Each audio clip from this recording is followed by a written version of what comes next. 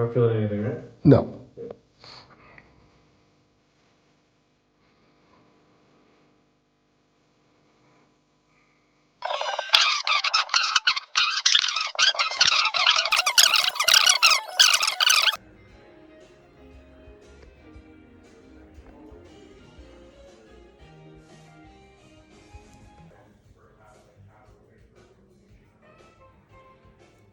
This is what I would look like if I was about to go bald. So I wanted to jump in here and make sure I give people some information so you can kind of understand the flow and everything of the process.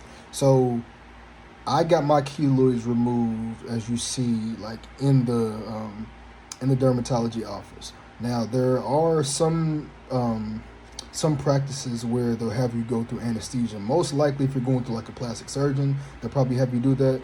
There's no need to do that. If you happen to go through any type of specialist and they have you to go under anesthesia, especially to get some keloids removed, I would not recommend it. One, because you don't even need to go through anesthesia and the process of putting you to sleep and everything unless you really have to, unless it's a major surgery. I don't think it makes sense. Two, which is a big thing, can be insurance. So obviously whenever you're going through anesthesia and then doctors are doing those type of procedures, the prices can get expensive, even if insurance is going to be covering a good portion of it, just because the doctors have to get paid. And it's going to save you tons of money if you can actually find a dermatologist that does it inside their office, because you're going to be awake. The anesthesia, just doctors charge a crazy amount at the ass just for getting anesthesia done, and sometimes it can be a 20-minute procedure that you're going through, but they're going to make sure they get paid. It's not necessary. Also, too, as far as I would say, number three is I said two. Also, number three is the amount of time. So when you're going through the whole anesthesia process and trying to get all that set up, you're most likely they're going to recommend you have somebody that comes to pick you up, take care of you, whatever. That whole process is a whole day's worth of just getting things together, just processing. It's not even worth it. When you can actually, when you find a dermatologist that does it in person in the office, bro, depending on your type of keloids, most likely it's going to take about 5 to 30 minutes at max. If you have a whole lot of, usually whenever you're getting the keloids removed, they're not going to remove every single one of them because of the trauma to the skin. So they're probably going to focus on one side of your body as it is. So realistically, I would say anywhere between 5 to 30 minutes, if that. And so there's no reason to have you to sit there and have somebody else be responsible and everything. And plus, when you get the keloids removed, they're just going to patch it up. And they're going to make sure that you have, the injections and things that you need, the steroid. You're going to be good. Like, you'll be able to walk home. You'll be able to drive. Like, you're not going to have any type of issues or anything like that. At least from my experience. Like, there's not any type of, like, crazy medicine they're putting in you. They're literally just putting in the steroid, the same steroid that they would inject in you when they're trying to keep the size of it down and reduce the inflammation. So if you're somebody that's they have you going through all these different steps, I would not recommend it. Again, I use the dermatology specialist. I'm sure there's tons of different types of dermatologists out there. The biggest thing is you just got to kind of find one that provides the results. I mean, I've went to a few different dermatologists. I've went to multiple ones where I was getting injections. I can say that at times where I was getting injections some years ago, I wasn't as consistent with it. So as far as being multiple months consistent, I can't say that I've experienced that, so that's on me. But at the same time, my keloids just kept on growing, and due to the hair and everything, it didn't stop. So there's just been a lot of things I've learned along the way. What I would say is, if you're somebody that's just you're trying to figure out what can you do for your keloids, first start off with a dermatologist. Try to find some different ones in your area.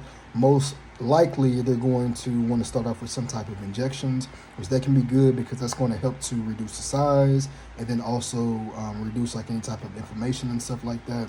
Go ahead with that process because you want to see if you even need surgery. Oftentimes, for certain people's keloids in their body, it may just go down. It might not fully be removed, but it may reduce the size to where you're like, hey, I'm not even concerned. This doesn't affect me, so I'm good with this.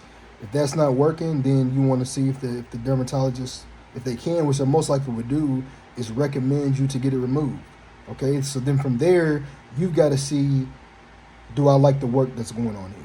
And you also have to make sure you do your due diligence. So you want to make sure, and this is like the first time I ever got keloids removed, and I went to a plastic surgeon. This was a doctor that supposedly treated keloids and everything, but he didn't even give me like proper information. You want to make sure when you get them removed that you are set up with doing injections consistently. For the doctors that I had, they wanted to recommend me do it every 2 weeks for a few months after I got the injections. The reason being is because you want to make sure that, especially with an incision like that, it's keeping the pressure down and it's not growing back. Because anytime you cut keloids, the chances of them growing back the next time is very, very high. So you want to make sure you have a dermatologist that's recommending that you get injections. You want to go through that process. If you're somebody that does experience ingrown hairs, even while it's growing back, or you just experience ingrown hairs in general, I'd recommend you asking for something like clindamycin, because clindamycin is a what do you call it? It's not they have the gel version, but yeah, they have a gel. It's a topical cream that helps to reverse ingrown hairs, and it's been actually very helpful for my skin and stuff as well too. You use it twice a day, and that when you have that going, in addition to getting your injections, things flow really, really well. So steps again, make sure that you find a dermatologist, start off with injections, and then based on how the size and everything's moving, if the doctor isn't recommending it, maybe just ask, like, what does surgery options look like? Do not go through anesthesia. There's no reason for you to have to do that. Go through a dermatologist that would do it in person, because again, especially if you don't have insurance, it's going to save you a ton of money. Even if you have insurance, it's going to save you a lot of your dollars as well too. So make sure you're doing that. Ask the right questions. Also, I'll even have other videos that you'll see as far as the process here. The reason why I'm doing this is so people can see just like what it looks like. I know people, when it comes to needles and things like that, you can have a scare, and it can hurt depending on, the size of it, how things are working with your skincare, your keloids and all that. So, and there may be some days where it's like you feel that your skin's rough, but then you handle the injections way better than you would when everything feels clean. But the point of me even making these videos is just so people can see it, what it looks like. I'm someone that, when it comes to like traumas and stuff like this on the body, I typically handle pain really well. So I said, man, let me create these videos so other people can kind of get a feel of what it looks like and just see it in real time. So if you have any questions, if I am able to answer it, I will let you know. I even try to do my due diligence to see like what are different tools or dermatologists in people's areas. But also, if you really take a listen as far as what the dermatologist and specialist is saying in these videos, you'll hear them educating you on different parts of the keloids. Actually, 2 different dermatologists, because one that I was getting injections from was different from the person that was actually removing the keloids during this term. So make sure you listen to that. Definitely just kind of get a feel of like what the process is like. And also, if you're just now getting to this video, take a look at my past videos where I'm talking about like confidence and building yourself up. And I have more videos where I kind of just talk through that, because even while I got my keloids removed, there was a process where I wanted to get back into the gym. You know what I'm saying? Like, I didn't want to lose that progress, and I wanted to make sure that I kept up on that. So if you get a chance to even check out my gym videos and just check the way in which I'm talking about just building my confidence even more and just